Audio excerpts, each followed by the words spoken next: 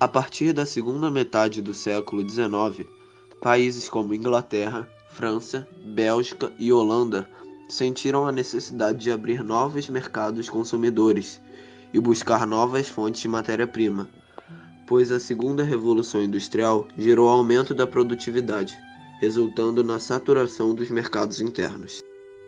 Assim, as grandes nações europeias se lançaram em uma política de conquista e colonização de territórios na África e na Oceania, buscando criar áreas de influência neocoloniais. Esse processo ficou conhecido como imperialismo. Sobre a ocupação europeia no continente asiático, o caso chinês é mais complexo, uma vez que lá existia um Estado centralizado e organizado. Nessa época, a China era governada pela dinastia Qing, sendo essa a última dinastia imperial da China, governado por 268 anos, de 1644 a 1912. O sistema de governo seguiu os princípios da monarquia absolutista. O imperador tinha o poder supremo em todas as coisas temporais e espirituais, mas seu autoritarismo era consideravelmente limitado pelos ministros e outros funcionários da alta hierarquia, que de fato dirigiam o Estado. O imperador promulgava as leis, sem entretanto legislar, pois todas as propostas eram feitas por seus ministros. Cada imperador decidia quem seria o seu sucessor, que poderia ser um de seus filhos ou um parente próximo do sexo masculino. O imperador era considerado filho do céu e o pai do povo, objeto de veneração obrigatória. A sociedade chinesa, durante este período, era fundamentalmente agrária, e os imperadores controlavam o país se valendo de um extenso aparelho administrativo, constituído por uma classe de funcionários recrutados. A estrutura econômica se baseava na produção agrícola. Desde o século XVI, os chineses estabeleciam contatos com os europeus. Porém, assim como outros povos da antiguidade, os chineses pensavam que a melhor forma de viver não consistia em modernizar-se, mas em repetir arquétipos do passado. Por este, entre outros motivos, o governo chinês tomou a iniciativa de limitar esse contato com os europeus, o que provocou, na prática, o fechamento do país, com raras concessões como o entreposto português em Macau.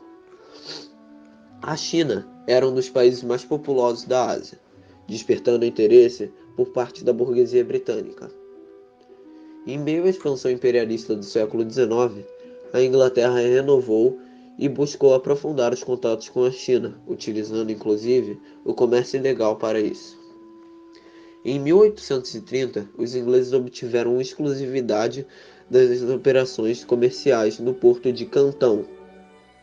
A China vendia diversos produtos aos britânicos, como chá, seda e porcelana, mas a mesma nunca deu relevância aos produtos europeus, acarretando déficits ao comércio britânico.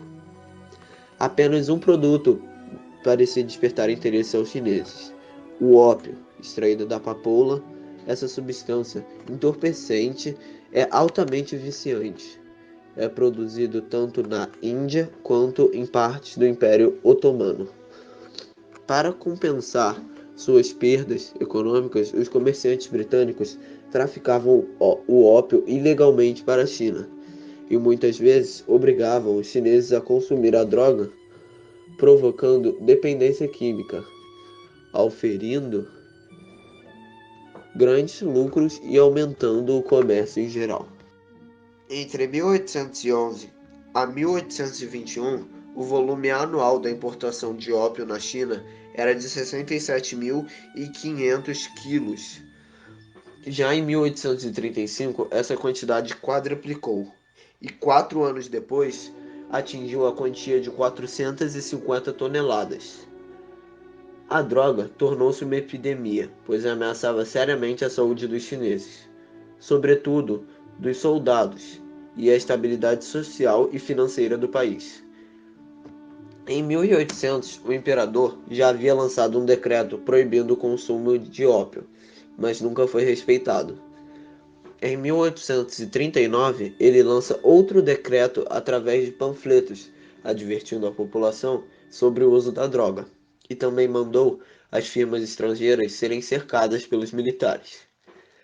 No mesmo ano, com o assassinato de um cidadão chinês por marinheiros britânicos alcoolizados em Cantão, e após a China confiscar e destruir mais de 20 mil caixas de ópio nos depósitos britânicos, o governo chinês expulsou os súditos da Grã-Bretanha do país. Esses fatos provocaram uma resposta militar e serviram de estopim para uma primeira guerra do ópio, de 1840 a 1842, onde a Grã-Bretanha declarou guerra à China. Em 1840, o chanceler britânico Lord Palmerston ordenou uma frota com 16 navios de guerra para a região.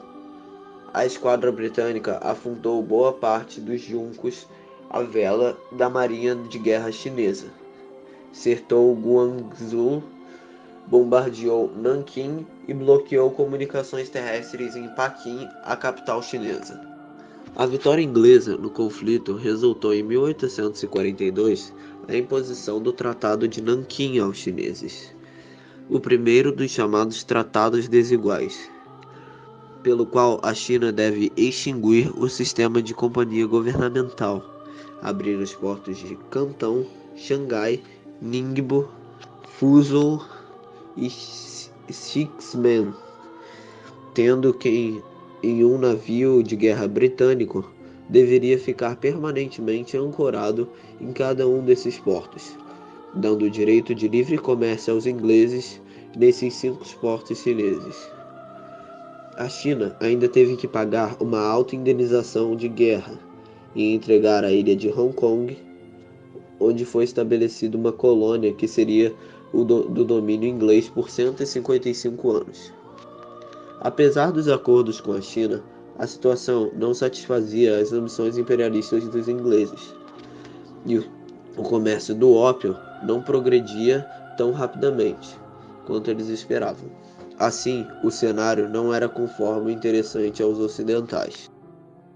Em 1856, os oficiais chineses abordaram e revistaram um navio, chamado Arrow, que tinha bandeira britânica, e considerando o embargo como uma violação do Tratado de Nanquim, resulta na Segunda Guerra do Ópio, de 1856 a 1860.